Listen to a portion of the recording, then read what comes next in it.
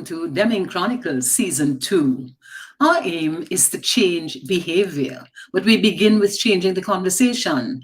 And we chat with citizens who've taken chances, citizens who's expressed ideas about how this country can change, how this country can be better.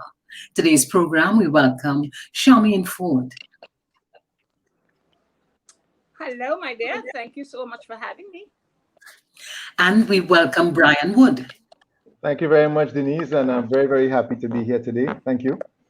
Deming Chronicles Season 2. We'll be back with you shortly.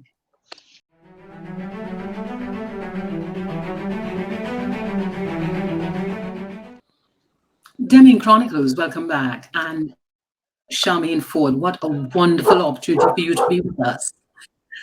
Let me begin by saying that I know your voice in different genres. How did you become so accomplished in such a different range of genres? Well, I had to do that because of where I lived. And in the United States of America, you have to be able to be versed in all genres of music if you want to get a job in any way, shape, or form. And when I went there, even here in Trinidad, before I went to the United States, I was singing jazz, which is still predominantly in that genre. But things were passing me by in terms of gigs of any substance. So if you have a client that wants a band or a singer that can do everything, you have to be able to say yes if you want to survive as a job in this business. And I was going into it with passion and love just to sing. But when it turned into a lifestyle, a job, I had to learn to sing in all different genres so I can please the client and get reputable jobs. Or gigs, as they call it. Yes. Yeah. And tell me, when do you recall discovering this beautiful voice that you have? At what stage of your life did you discover that? I was 11. I was the first person to get a standing ovation at Trinity Church in Trinidad. And I was in the folk choir, and I did the song called Hear, O Lord. I'm sure a lot of people don't even know what that is. Hear, O Lord, the sounds of my call. Hear, O Lord, and have mercy. My soul is longing for the glory of you. So hear, O Lord, and answer me. That might ring a bell. So at age 11, to answer the question correctly, at age 11 is when I realized, oh, I'm onto something here. And then my family, recognized that and sort of pushed me on that trend. Yeah. And looking back on that train, what would you say was the thing you did that really sharpened you, that gave you that edge? The thing I did. There are several things I did to sharpen that edge. Pay attention to what is going on around me in terms of other artists that were before me and other artists during me and other artists that are coming up. So I paid attention to their style. I sort of emulated my favorite singer. I was introduced to her by my eldest sister, Jennifer. And it was that singer, Nancy Wilson. She's a consummate jazz performer.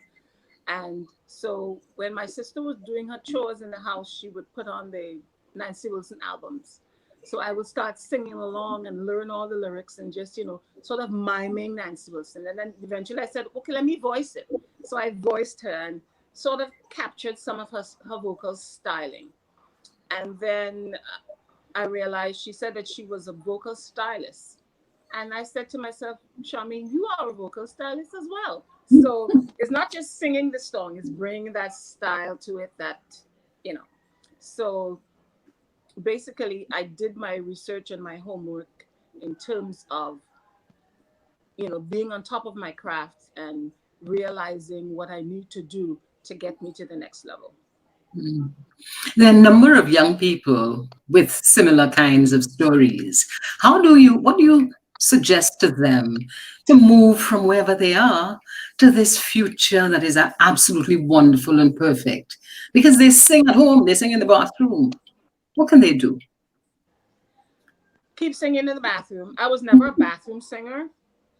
Like my someone said to me, Charmaine can sing, but she doesn't love to sing. And I thought about that, and I said, no, I do like singing, but I wasn't the one to be practicing in the bathroom, in the mirror. The only thing that I probably did was have my own Auntie K at home. Remember Auntie K? Like, I had my own competition at home, and I always used to win. And I mean, I have siblings that can sing, but I would win. I would win. I'm very competitive. So, for a young person coming up, learn your craft inside and out. Every chance you get to sing, sing. I mean, I'm not saying to go there and do everything for free, but when you get to that level, you can demand more money when you're ready.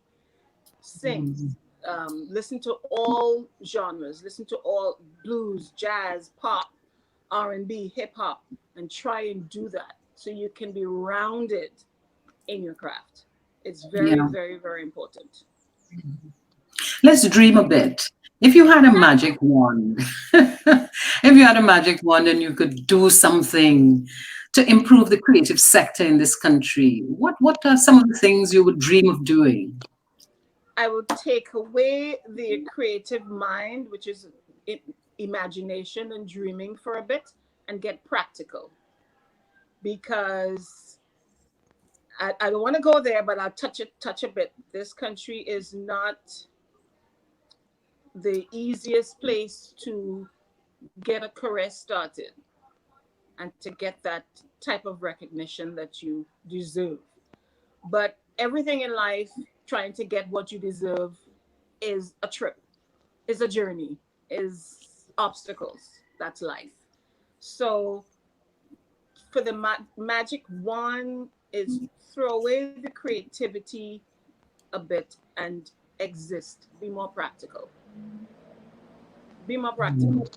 I don't know how to slice it or dice it there. Yes. What kind of infrastructural improvement would you think that we could make so that people could be more practical? Get in touch with the people, the powers that be, and pound on that pavement till you're raw in the feet. For Trinidad, that is. Out of Trinidad, it's a little easier, but not as hard as it is here. It can become easier if you know the right people to go to and the right places to go to, so you can sell yourself, sell your craft. Have good representation. That's the infrastructure right there. Have good representation. It's good to manage yourself or to try to do it on your own, but if you have good representation and someone that knows, that believes in your passion and knows exactly what you want, so they can put it out there. Because having that representation is like having somebody look from out looking in. You see, when you're doing it on your own, building the infrastructure on your own, you're seeing it through your eyes only. So if you have that representation that you could explain and teach them what you want, and they know exactly what you want, and they can go out and present it, it's like the world looking in. So you get an edge. Did that make sense? Yes, that makes sense. In other countries, I've heard about unions that represent the creative sector. Do you think that would be useful in Trinidad? Say that again.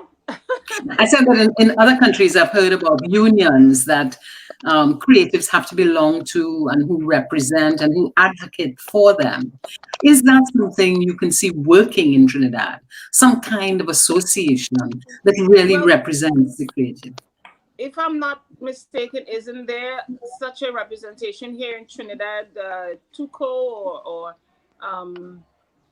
another ministry that acts or represent people as a union? In America, Yeah. they've gotten away. They've gone away from that in other countries.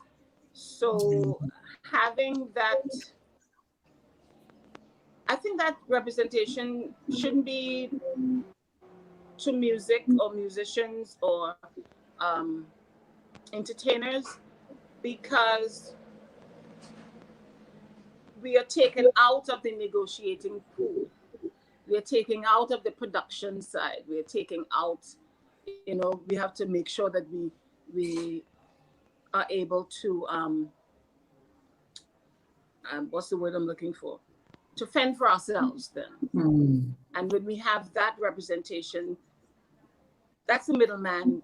Once you take out that middleman, we can negotiate a better deal. So I don't believe that. I don't think so. Yeah. That's just me. But anybody else can change that if they want. And Charmaine, as we I've been doing it on my own for so long that I don't like agents and unions and all that stuff, because it takes so much longer to reach the client that you can lose the job, But maybe it works. All right. As we bring this interview to a close, Charmaine, what would be your advice to the young person out there desiring, having that passion, wanting to really be successful as a singer? What would be your advice to them? Like I said before, if you want to be successful as a singer, go beyond just singing. Understand the craft, and this is where your creativity comes in. Understand the craft, create niches for yourself to understand where you're going in the business, picking a genre, but being able to perform in all genres, but picking one like I did. Jazz is my genre, but I can sing R&B, I can sing hip hop, I can sing gospel, I can sing blues, I can sing country, right? But jazz will always remain my love. So if you want to make it in this business, get to know the ins and outs of the, I cannot stress that more. Get to know the law of it, get a good attorney, get a good business manager, get a good marketing strategy and marketing manager. Know the ins and outs of this business, because you would not survive. There are millions and millions of people that are better than you, but you can make it better than them if you have the right things in place. I will call a name, Madonna. My opinion only, Madonna is not the greatest singer in my book, but the marketing power behind that woman is what made her who she is today. The voice, there are millions of people in the subway, in the side of the street, in the square that can sing better than her. But her marketing power, and she produces, she knows everything that is going on in her business that surrounds her, because it deals with her, because it's her life. Learn the whole shebang if you want to be successful in this business. You have to. You have to. Thank you very much. Thank you very much. And on that note, get to know your business, know everything about it, and particularly marketing. On that note, we bring this interview to a close. Thank you very much, Charmaine Forde, and we look forward to the Charmaine Forde show sometime in the future. We'll be back with Charmaine's you. World. It's going to be called Charmaine's World, and it's we're working on it. In the All right. The Charmaine Forde show was the radio show that I had a few years ago, but Charmaine's World is the new show, talk show. It's not just talk. It's like living your life and dancing to the rhythm of living that life. Because we're bringing awareness to all that's Trinidad and Tobago, the rest of the Caribbean and around the world. So we want Trinidad to be forefront. So we talk about everything under the sun. Charmaine's World. Look out for it. Look out for Charmaine's World. We'll be back with you shortly.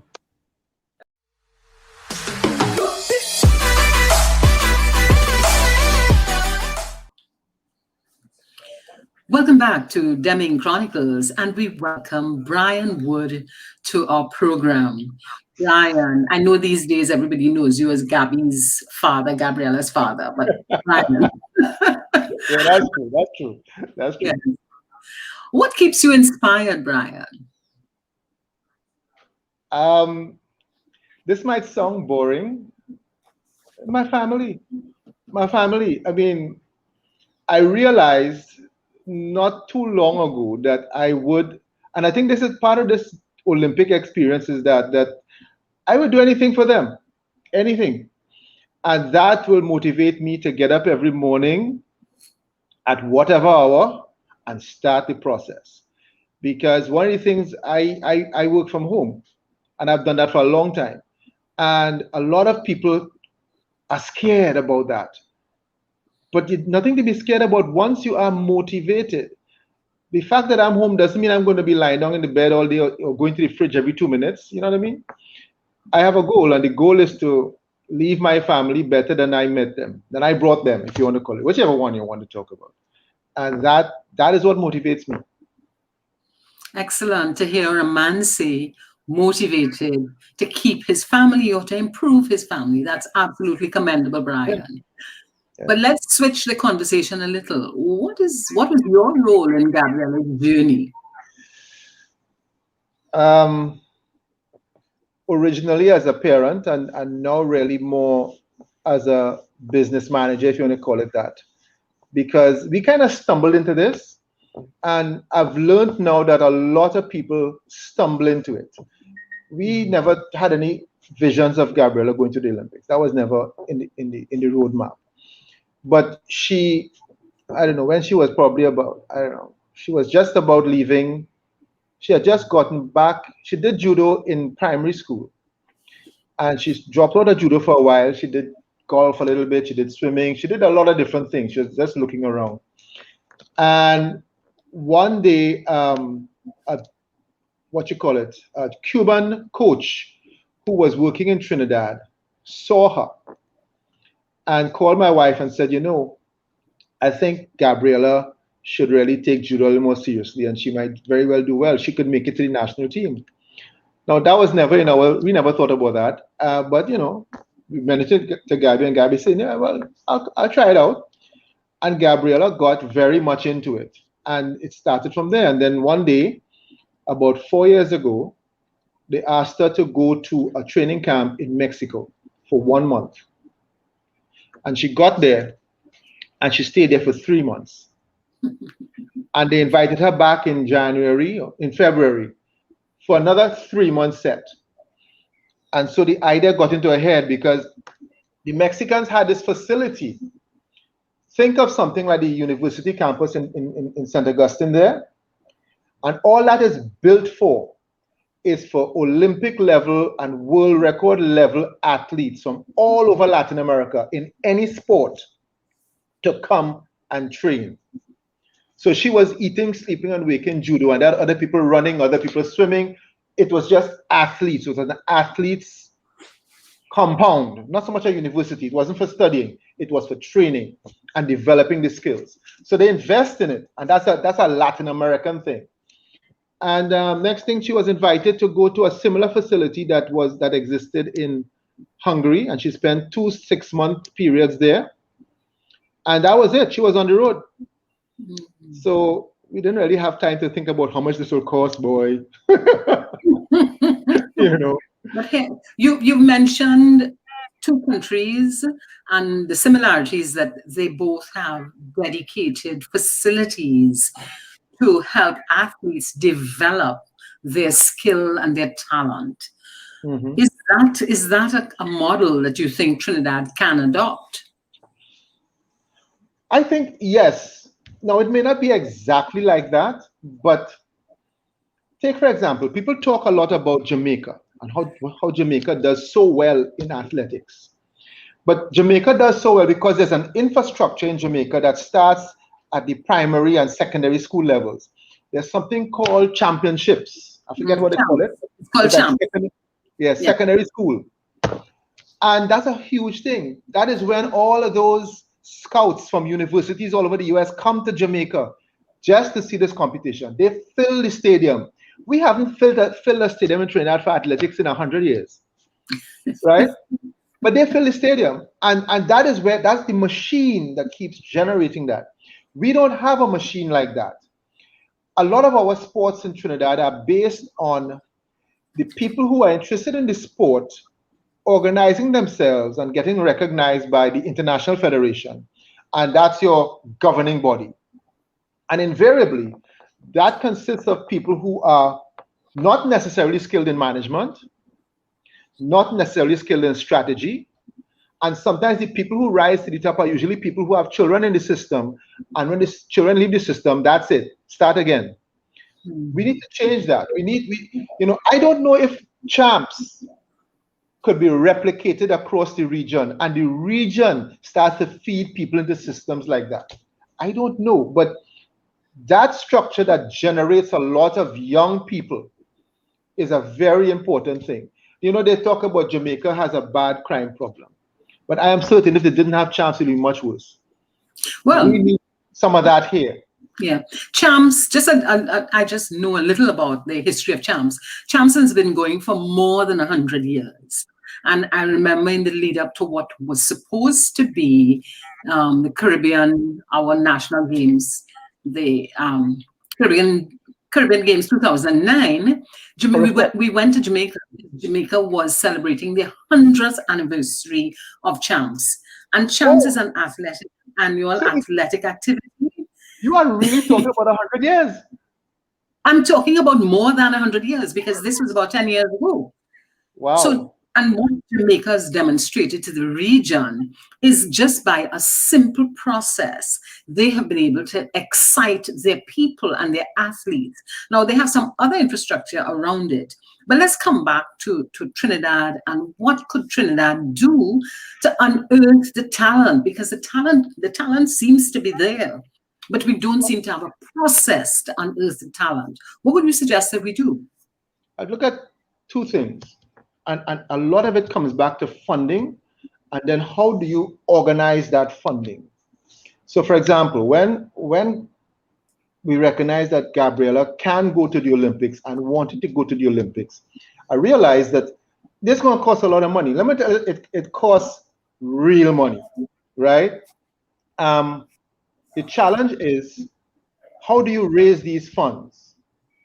And I realized there was no structure, not just in judo, but in many of them, to raise funds. If your child decides that if this is going to happen for your child, it has to be you, have to put that together.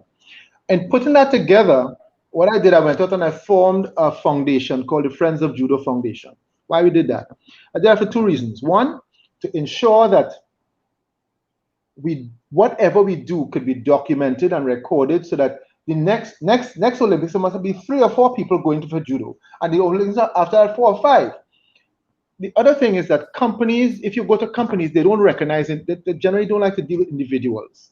They like to deal with organizations because individuals, they don't have the visibility and the accountability and so that's concerned. So I had to do that. But on a national level, not only is that funding part an issue, but we need to have that structure in place. For example, we talked about champs a while ago. And I look at it, I'm thinking of athletics. Yes. There are team sports and there are individual sports. So team sports, let's just put cricket and football. You're not going to get past that, they're big. But outside of that, you probably have 4 or 5 others that need some focus. You need a martial arts. One of them, it doesn't have to be all. I have a passion for judo. Aquatics, athletics, and field events. Each of those that I just spoke to are individual sports, which creates opportunities for a lot of people. And the only one there that really requires money is swimming because you require to have a pool. But outside of that, I'm going to say the government I wish it was something else, but I can't think of anybody else to do this, because government offers a lot of incentives to companies and say, okay, if you spend X dollars, we give you back Y dollars in tax. There are very few companies, I think, that actually take advantage of that. Very, very few. When you have a company like Republic Bank, for example, they have staff that can manage that, and they get a deed of covenant, and they do all kinds of, so they know what to do. Most other companies don't. So you need somebody that says, okay, government gets together and say, I want 5 companies donating $1 million each for each sport. $1 million a year, whatever it is. So you have $4 or $5 million a year for each of these sports I just called. And then you build a structure around that, like champs, something that brings young people through. One of the clubs in Trinidad in judo did a project about 3-4 years ago called Judo for Peace. It's a global project where they take judo into depressed areas, and it helps in dealing with fighting crime, keeping them off the street, getting them disciplined, all of that, the young people. Those are the kind of initiatives that you can do, because a lot of times the young people just have nothing to do that is constructive. And those sort of events that leading somewhere brings about something. Another thing that I have found, and I'm going to do some work on it for sure, in this experience I've had with Gabriella. When you're in a small country like ours, your chances of getting to the Olympics or to the World Cup or to anything like that is better than somebody in the US or the UK or those kinds of places. Why? Because in those countries, there's so much more competition. So here what was fortunate for her, and that's why we need to build on that. She ends up in Scotland, long story, but she got there. And she found this coach at the end of the day that has the experience, the training, everything to carry her further, and has been doing that for other athletes. And he said, great, so he started to work with her. But you know what? You know what's the biggest incentive for him? With Gabriella, he is traveling to the Olympics for the first time this year.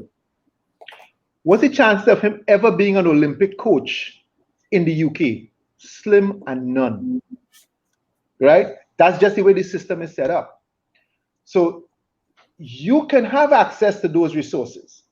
And what it means then is ultimately we can now say, okay, we have talent here that doesn't have the resources or the training capabilities or the training partners to do the job here the way we want it. And we start to do some exchange programs to build that skill set. And you couple that with proper corporate funding. One of the problems companies have is that companies, when they give money, nobody comes back and gives them financial statements. Where did my money go and what did we do? And if there's a system that allows that and makes sure that that happens, and that's not going to come from the mom and pop governing bodies that are run by people who are not so inclined. If you can have that, I think we could go a long way. Accountability will bring the funds, and then in many ways we can use the resources of others to help work with us to go further. And ultimately we'll develop our own skills locally to carry it, like how Champs has so much. I mean, it is so wonderful that the big people in Jamaica who are the big names abroad live in Jamaica. They don't live in the US. They come back home. They come back home, and that's if you took a poll in the public, in the world out there, you know, people can recognize the Jamaican flag. Why is that? Mm-hmm. Athletics, you know. Yes. If they should Trinidad flag, it nobody knows it. People recognize the Trinidad flag, and I want to suggest they recognize it because of Brian Lara and because of Bright. Yes. On that note, Brian, what advice would you give to a parent who is seeing potential in their child and would like to push that child a little further? What's your advice to that parent? Expose your children to as much as they possibly can. Anything. Not what you want to do, what they want to do. And sometimes that means understanding that the opportunities for them in today's world are very different from what it was for us. People could make careers out of all kinds of stuff now in the world that we never thought of. So expose them. And when the opportunity does come and you see the potential and you see that they are committed, it's basically to support them. It's sometimes even to support them emotionally is worthwhile. But the exposure will bring the attention. The attention will bring the support, ultimately. And your inspiration, as you said earlier in this interview, that you're inspired by your family. That's why you wake up every morning. Thank you very much, Brian Wood, Father Gabriella, our Olympic hopeful. Deming Chronicles. Thanks for viewing, like, and share our episodes. Drop a line to us, ask us a question. Deming Chronicles. Until next time, be safe.